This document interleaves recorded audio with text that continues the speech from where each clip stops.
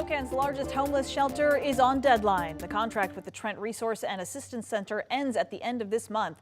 KREM 2's Shannon Mowdy went inside for a look at the process of closing the track down.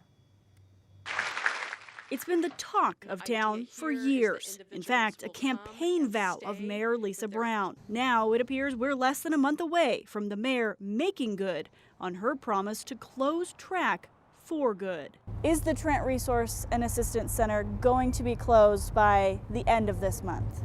So the city is ending the Salvation Army's contract as of November 1. A significant date for Captain David Kane of the Salvation Army, which operates the city's largest shelter. So the Salvation Army took over the TRAC shelter 2 years to the date of our closure here. The city set out these benchmarks as TRAC is phased out. The expectation was to reduce to 125 beds by October 1st. About 4 weeks ago, we were at 250 people.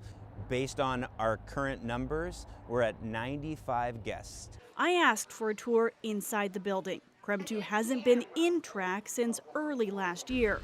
Captain Kane allowed one short walkthrough with only a GoPro to protect their guests in this sensitive time, he said. Our collaborative group is working to go name by name through a list of every single guest that is staying at the TRAC shelter in order to find viable pathways. A highly individualized process, but one the city says needs to happen now. We recognize the challenge with that. We also have no financial ability to maintain the operations of that facility.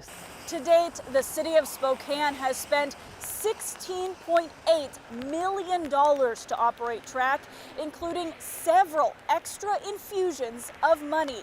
The city just approved spending $620,000 in ARPA funds for this final month of operations. The December invoice for TRAC was $1.2 million before Mayor Brown took office.